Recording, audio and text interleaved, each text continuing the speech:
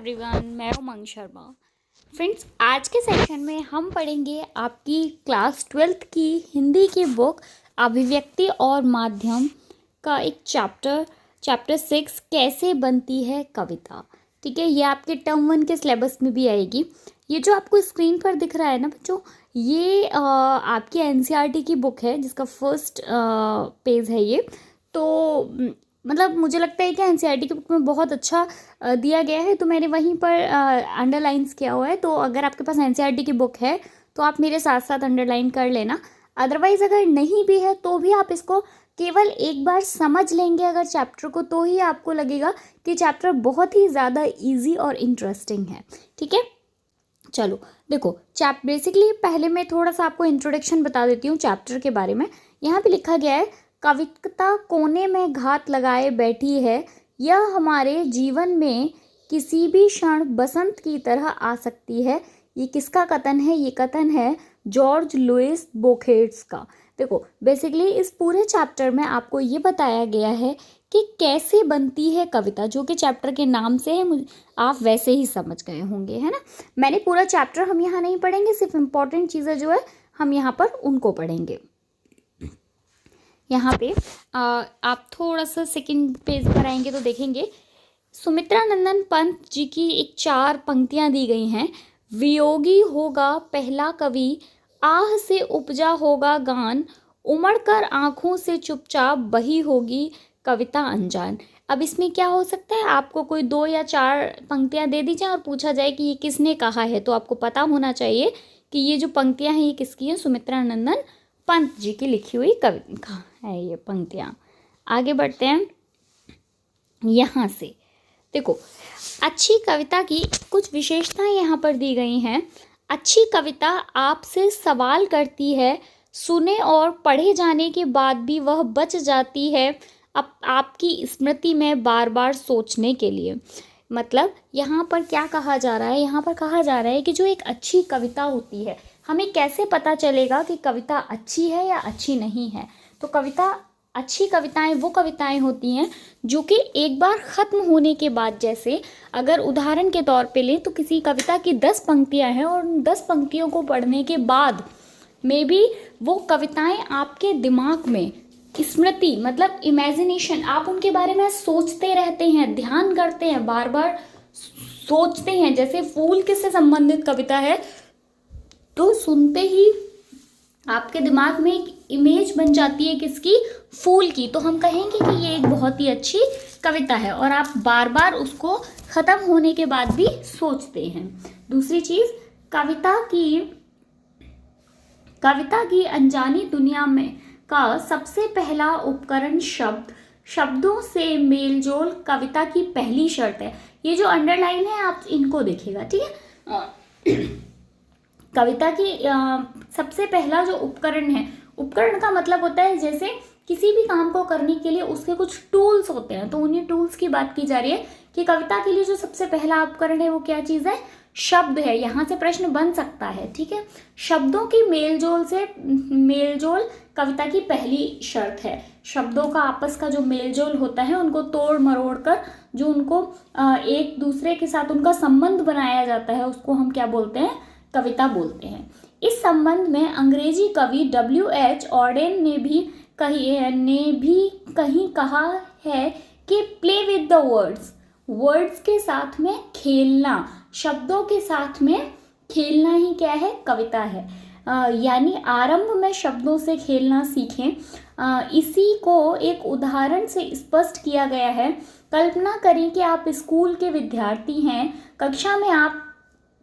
कक्षा में बैठे सभी सहपाठी आपसे अपरिचित हैं, अनजान हैं। जैसे ही आप खेल के मैदान में पहुंचते हैं तो वे सारे अपरिचित व्यक्ति आपके मित्र बन जाते हैं। शब्दों के साथ भी ऐसा ही होता है। शब्दों से खेलना, उनके मेलजोल बढ़ाना, शब्दों के भीतर सदियों से छिपे अर्थों को, परतों को खोलना। एक शब्द आपके भीतर कई अर्थ छिपाए रहता है। देखो कविताओं में क्या होता है बच्चों, जैसे मान लीजिए एक कविता है जिसमें एक शब्द आता है, मैं एक उदाहरण दे रही हूँ कि एक शब्द आता है उसका ये मतलब नहीं है कि वहाँ पर उस शब्द का सिर्फ एक ही अर्थ होगा।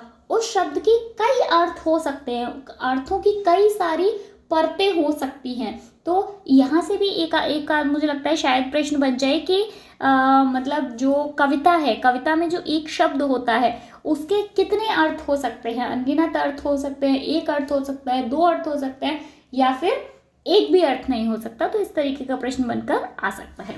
बच्चे खेल खेल में गीत रच डालते हैं, जैसे बहुत ही इंटरेस्टिंग, या आपने ज़रूर बचपन में आप बोलते होंगे घो घो रानी कितना पानी, ये सुना होगा, या अथवा अक्कड़ बक्कड़ बम्बे बो 80 90 पूरे 100 100 में लगा धागा चोर निकल के भागा, है ना। आगे बढ़ते हैं। कई बार हमारे बड़े कविताओं ने भी शब्दों से खेलने का सार्थक प्रयास किया है। बड़े कवियों ने भी, हमारे बड़े कवियों ने भी। कौन सा? अगर कहीं में तोता होता तो क्या होता, तोता होता, रघुवीर सहाय। ये आपको पता होना चाहिए कि किसने लिखी हुई कविता है। ये बहुत ही इंटरेस्टिंग है, इन्हें आप बड़े आराम से हंसते खेलते, इनको बच्चों एक सब्जेक्ट की तरह मत लो। मैंने बहुत टाइम बाद अभी हिंदी पढ़ी है, लेकिन बहुत इंटरेस्ट आ रहा है, वो भी आप लोगों की वजह से। मतलब मैं हिंदी पढ़ पा रही हूँ, तो उसके लिए तो मैं आपको थैंक यू बोलूँगी कि आप लोगों ने मुझसे कहा कि मैं हिंदी पढ़ाऊँ। मुझे बहुत मज़ा आ रहा है, ठीक है। वाह जी वाह, हमको बुद्धू ही निरा समझा है, हम समझते ही नहीं जैसे कि हाँ आपको बीमारी है। आप घटते हैं तो घटते ही चले जाते हैं, और बढ़ते हैं तो बस यानी के बढ़ते ही चले जाते हैं। दम नहीं लेते हैं जब तक कि बिल्कुल ही गोल ना हो जाए, बिल्कुल गोल। यह मरज आपको अच्छा ही नहीं होने में। एक इसका है शमशेर बहादुर सिंह का। वो पंक्तियाँ आ सकती हैं, यहाँ से और कुछ नहीं आएगा। अब देखो यहाँ पर कुछ चीज़ है जो आपके समझने वाली है। ये कुछ पंक्तियाँ लिखी हैं, मैं बताती हूँ कि मैं इनसे क्या समझाना चाहती हूँ आपको। चोट जब पेशे पर पड़ती है तो कहीं ना कहीं एक चोर कील दबी रह जाती है और मौका पाकर उभरती है और उंगलियों में गड़ती है ना। अब इसमें क्या कहा गया है? अच्छा, ये पंक्तियां भी और भी हैं। पड़ती है पेशे पर चोट जब, तो चोर कील कहीं ना कहीं एक रह जाती है दबी, उभरती है जो मौका पाकर और गड़ती है अंगुली में। देखो यहाँ पे दिया है, कविता के में शब्दों का पर्याय नहीं होता। उपयुक्त पंक्तियों पर ध्यान दें। यदि पहली पंक्ति में चोट की जगह मार शब्द रख दें तो कविता का भाव बदल जाएगा।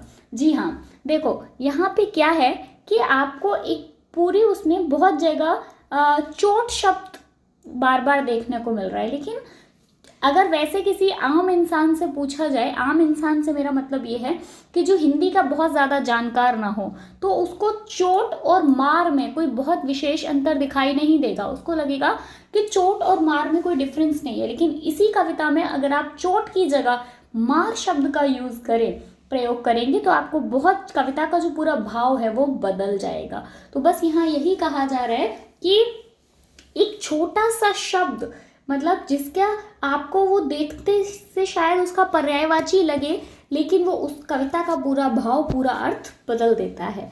यहाँ पे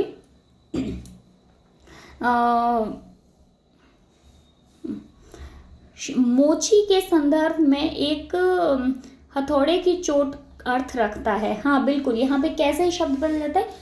चोट शब्द मोची के संदर्भ में, अगर हम मोची समझते हैं ना, आप जो जूते ठीक करता है, मोची की बात की जाए तो उसका चोट से मतलब क्या हो जाता है? हथौड़े की चोट, क्योंकि वो उसी हथौड़े की चोट से आपके जूतों को, आपकी चप्पलों को सही करता है। आगे क्या दिया है? बिंब और छंद कविता को इंद्रियों से पकड़ने में सहायक होते हैं। हमारे पास दुनिया को जानने का एकमात्र सुलभ साधन इंद्रियां ही हैं। बाह्य संवेदन मन के स्तर पर बिंब के रूप में बदल जाती है। यहाँ पर दिया हुआ है आपको, तट पर बगुले सी, ये ध्यान से पढ़ना, आपको थोड़ा सा क्लियर होगा यहाँ पे। तट पर बगुलों सी वृद्धाएं विधवाएं जब ध्यान में मगन, मंदर धारा है बहता जिनका अदृश्य गति अंदर रोदन। अब जब आप इन पंक्तियों को पढ़ेंगे बच्चों, इस तरीके की पंक्तियों में से ये वाले जो क्वेश्चंस हैं ये बनते हुए बनेंगे पेपर में। देखो यहाँ पे बगुले की वृद्धाएं विधवाएं पढ़कर आपकी स्मृति में क्या आता है, बगुले का आकार आता है, क्योंकि बगुले वर्ड का प्रयोग किया गया है। उसकी सफेदी और वृद्ध विधवाओं के घुटे हुए सिर के कारण गर्दन का आकार तथा उनके सफेद वस्त्र एकाकार हो जाते हैं। मतलब यहाँ पे ये कहा जा रहा है कि बगुले वर्ड से आपको क्या नजर आ रहा है, वृद्ध विधवाएं, ठीक है। और पहले वृद्ध जो विधवा औरतें होती थी उनका सर को मोड़ दिया जाता था, मतलब उनके जो बाल होते थे उनको हटा देते थे। तो वही बोल रहे हैं कि जब भी इस तरीके की पंक्तियाँ, क्योंकि इसमें बगुले की तरह से जो बगुला क्योंकि सफ़ेद होता है, तो जो विधवा औरतें हैं वो सफ़ेद साड़ियाँ पहनती हैं, वो सब आपके दिमाग में तुरंत से आना चाहिए अगर कोई अच्छी कविता है तो। आगे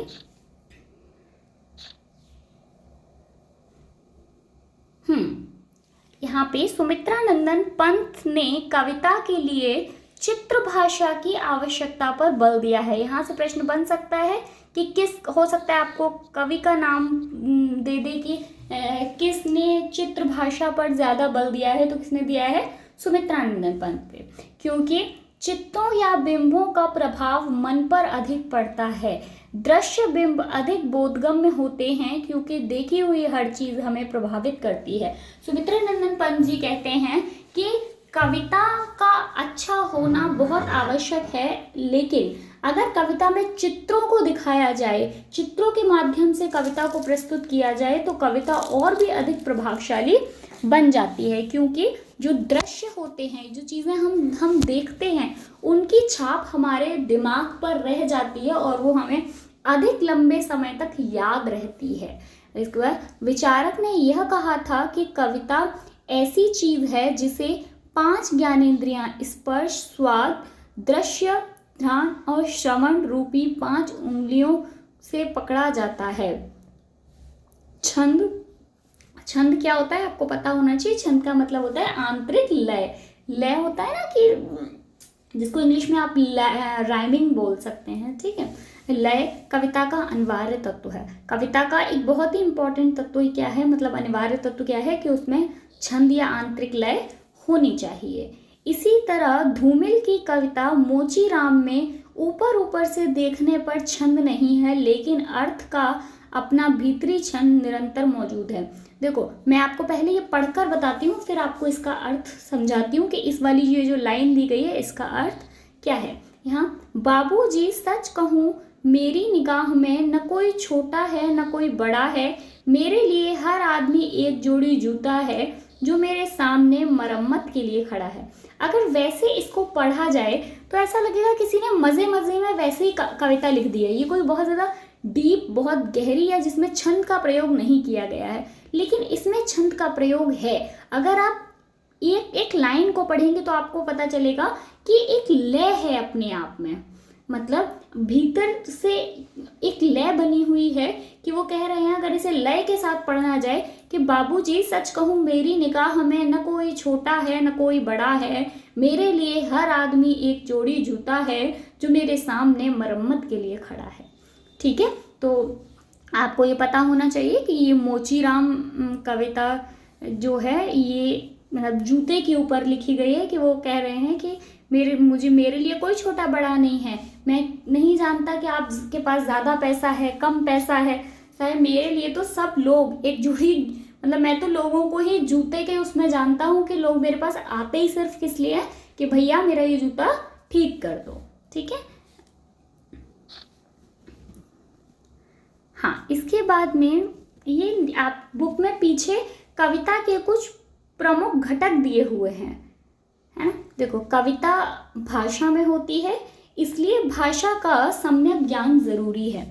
अगर किसी को कविताएं करना अच्छा लगता है, अगर कोई कवि है या कवि बनना चाहता है, तो उसे भाषा का गहन ज्ञान होना बेहद आवश्यक है। भाषा शब्दों से बनती है, शब्दों का एक विन्यास होता है जिसे वाक्य कहा जाता है। भाषा प्रचलित एवं सहज हो पर संरचना ऐसी कि पाठक को नई लगे, कविता के संकेत का बड़ा महत्व होता है। अब यहाँ पे जो दूसरा वाला पॉइंट दिया गया है, इसमें एक बहुत ही अच्छी बात कही है। हमेशा ऐसा नहीं होता कि कविता में कुछ ऐसे शब्दों का प्रयोग किया जाए जो कि बिल्कुल नए हो या जब किसी ने नहीं सुने हो। अभी जो हम पीछे कविता पढ़ रहे थे मोची राम, उसमें एक भी शब्द ऐसा नहीं था जो हमने पहले ना सुना हो, ठीक है, सारे शब्द हमने पहले सुने थे, लेकिन उनको एक दूसरे के साथ ऐसे पिरोया जाए कि पढ़ने वाले को ऐसा लगे कि ये तो बिल्कुल नई है, इसकी लय इतनी अच्छी है, ये इतनी मज़ेदार है, इसको बार बार पढ़ने का जी करे। तो ये बहुत आवश्यक है। मतलब नए, जैसे आपने अक्सर सुना होगा कि लोग कहते हैं नए टॉपिक पे कविता बनाते हैं। टॉपिक्स नहीं होते कविताओं में, कहानियों में, इनमें टॉपिक नहीं होते, इनमें जो पढ़ने का, जो लिखने का अंदाज होता है वो नया होता है। बाकी टॉपिक, शब्द, वाक्य हमेशा वही रहते हैं। क्योंकि अगर आप कुछ बहुत ज़्यादा डीप चले जाएंगे, बहुत ज़्यादा नया कुछ, तो हो सकता है पढ़ने वाले को उसमें ना तो मज़ा आए या हो सकता है उसे समझ ही ना आए। आगे इसमें कहा गया है, इसलिए चिन्ह, ये जो चिन्ह दिए गए हैं ये, ठीक है, यहाँ तक कि दो पंक्तियों के बीच के खाली स्थान भी कुछ कह रहा होता है। जी हाँ, बिल्कुल। कविताओं में अगर एक के बाद एक आप कहीं पे विराम लगा हुआ है तो आपको वहाँ पे रुकना पड़ेगा, कहीं पे कोमा लगा है तो कवि को पता होता है कि यहाँ पे कितनी देर का पॉज लेना है। वो सारी चीज़ें बहुत ज़्यादा आवश्यक होती हैं। दूसरी, छंद के अनुशासन की जानकारी से होकर गुजरना एक कवि के लिए ज़रूरी है। तभी आंतरिक लय का निर्वाह संभव है। कविता छंद और मुक्त छंद दोनों ही होती है। मतलब कविता छंद युक्त भी होती है और छंद मुक्त भी होती है। आगे, कम से कम शब्दों में अपनी बात कह देना और कभी कभी तो शब्दों या दो वाक्यों के बीच कुछ अनकही छोड़ देना कवि की ताकत बन जाती है। बिल्कुल, कम से कम शब्दों में ज़्यादा से ज़्यादा बात कह देना एक कवि का बहुत ही ज़्यादा अच्छा गुण माना जाता है। जैसे अगर हम गुलजार साहब की बात करें तो उनकी मुश्किल से एक दो लाइन की कविताएं वो इतनी खूबसूरत हैं और वो कम शब्दों में बहुत बड़ी बात कह देते हैं, ठीक है। इसी तरीके से यहाँ पे एक बात और कही जा रही है। बहुत बार क्या होता है कि जैसे जो कोई बहुत ही दर्द भरी कविताएं होती हैं, आपने देखा होगा कि उन कविता में डैश डैश करके आगे छोड़ दिया जाता है। एक लाइन लिखा, दूसरा लाइन लिखा और फिर ये डैश डैश करके लिख दिया, तो वो क्या होता है कि वो अनकही बात भी, ये जो अनकहा डैश डैश है, ये भी बहुत कुछ कह रहा होता है, ठीक है। यहाँ पर आपका ये चैप्टर ख़त्म हो जाता है। इन चैप्टर्स में मतलब मैं फिर से एक बात आपसे कहूँगी कि जिन बच्चों के पास में हिंदी है वो बच्चे बिल्कुल भी परेशान ना हो, क्योंकि हिंदी एक ऐसा सब्जेक्ट है, एक ऐसा विषय है कि आप इसको थोड़ा सा पढ़ें, थोड़ा सा ध्यान से, और आपके यहाँ जितने भी इस बार चैप्टर आ रहे हैं बहुत ही ज़्यादा रोचक सब्जेक्ट हैं। फिर भी आपको कोई प्रॉब्लम आती है तो आप मुझे कमेंट करके बता सकते हैं, हम डिस्कस कर लेंगे। मिलेंगे नेक्स्ट वीडियो में, तब तक के लिए bye. Thank you so much. आप लोग वीडियो को देख बहुत रहे हैं लेकिन ना तो वीडियो को लाइक कर रहे हैं और ना ही चैनल को सब्सक्राइब कर रहे हैं। प्लीज़ आप ये दोनों काम कर लें ताकि मेरे नए जो वीडियोज़ आएँ वो आपको टाइम से मिल जाए। मिलेंगे नेक्स्ट वीडियो में, bye. Thank you so much, all the best.